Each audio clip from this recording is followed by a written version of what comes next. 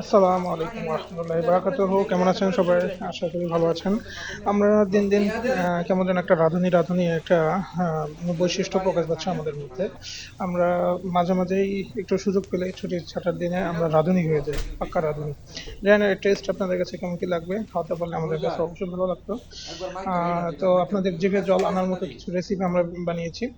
সেটা হচ্ছে আজকে গরুর গোশত ভুনা। তো আমরা মার্কেট থেকে গরুর গোশত কিনে নিয়ে আসলাম।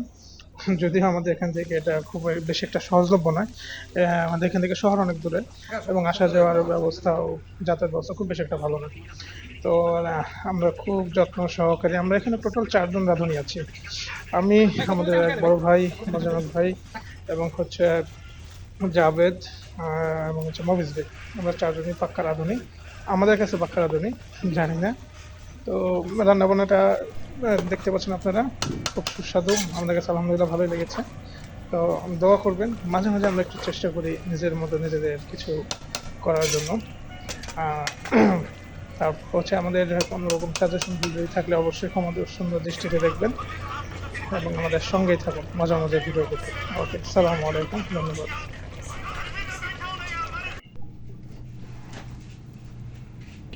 कैसा लगा?